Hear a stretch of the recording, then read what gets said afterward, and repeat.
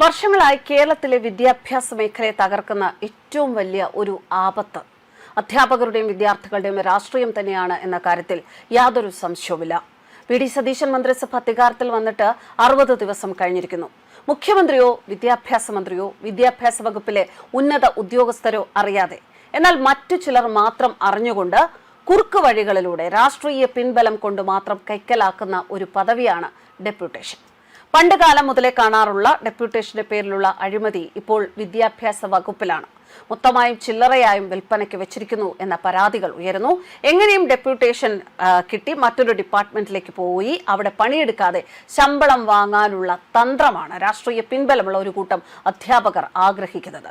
Deputation കിട്ടാനുള്ള ഏക മാർഗം എന്താണ്? ഭരിക്കുന്ന പാർട്ടിയുടെ അധ്യാപക സംഘടനകളിലെ മെമ്പർഷിപ്പും രാഷ്ട്രീയ സ്വാധീനവും മാത്രം മതിയാകും. കേരളത്തിലെ ഹയർ സെക്കൻഡറി സ്കൂളുകളിൽ പ്രധാന അധ്യാപകരുടെയും മറ്റ് വിവിധ വിഷയങ്ങൾ കൈകാര്യം ചെയ്യുന്ന അധ്യാപകരുടെയും ദൗർലഭ്യം കുട്ടികളുടെ പഠനത്തെ സാരമായി ബാധിക്കുന്നുണ്ട് എന്നതാണ് വസ്തുത.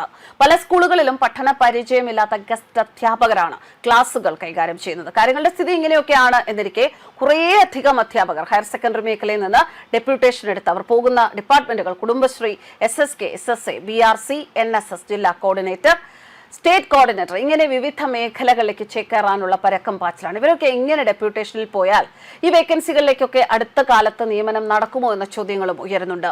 വിവിധ എൻട്രൻസ് പരീക്ഷകൾ എഴുതാനുള്ള കുട്ടികളുടെ ഭാവി ഇതോടെ അവതാളത്തിലാകും എന്ന കാര്യത്തിൽ സംശയമില്ല. ഡെപ്യൂട്ടേഷനിൽ പോകാൻ ശ്രമിക്കുന്ന അധ്യാപകരുടെ ട്രാക്ക് റെക്കോർഡ് കൂടി പരിഗണിക്കണം എന്ന ആവശ്യം ശക്തമാണ്. അവർ കുട്ടികളെ പഠിപ്പിക്കാൻ മിടുക്കരാണോ, കാര്യപ്രാപ്തിയുണ്ടോ, ക്രിയാത്മകമായി കഴിവുള്ളവരാണോ എന്നൊക്കെ. ഈ കഴിവുകളൊക്കെ വളരെയധികം ഉള്ളവരാണ് എങ്കിൽ അവർ വേറൊരു ഡിപ്പാർട്ട്മെന്റിൽ പോയാലും തിളങ്ങും. അല്ലെങ്കിൽ ഓഫീസിൽ പോലും കയറാതെ കറങ്ങി നടന്ന് ഡെപ്യൂട്ടേഷൻ എന്ന പേരിൽ അടിച്ചു പൊളിക്കും.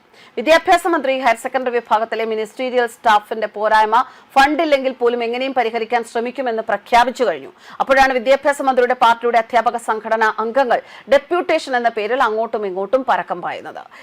STA, HS, STA എന്നീ യൂണിയനുകളും ഒട്ടും പിറകിലല്ലാതെ ഈ ഡെപ്യൂട്ടേഷൻ നേടിയെടുക്കാനുള്ള മത്സരത്തിൽ ഒപ്പമുണ്ട് എന്നാണ് അധ്യാപകർ ആരോപിക്കുന്നത്. ഹയർ സെക്കൻഡറി വിദ്യാഭ്യാസം ഒരു കുട്ടിയുടെ ഭാവിയുടെ വഴിത്തിരിവാണ്. പാവപ്പെട്ടവനും സാധാരണക്കാരനും നല്ലതുപോലെ പഠിച്ചു പോകാനുള്ള അവസരമാണ് സർക്കാർ എയ്ഡഡ് സ്കൂളുകൾ ഒരുക്കേണ്ടത്. അപ്പോഴാണ് വർഷങ്ങളായി ചെയ്യുന്ന ജോലിയിൽ നിന്നും ഒളിച്ചോടി വേറെ ജോലിയിൽ പോയി ഷൈൻ ചെയ്യാനും ആ പോകുന്ന വകുപ്പ് കൂടി കുളമാക്കാൻ നോക്കുന്നതും. ചോദിച്ചു വാങ്ങിക്കുന്ന ഡെപ്യൂട്ടേഷനും അംഗീകാരം കൊണ്ട് കിട്ടുന്ന ഡെപ്യൂട്ടേഷനും തമ്മിലുള്ള വ്യത്യാസം വലുതാണ്.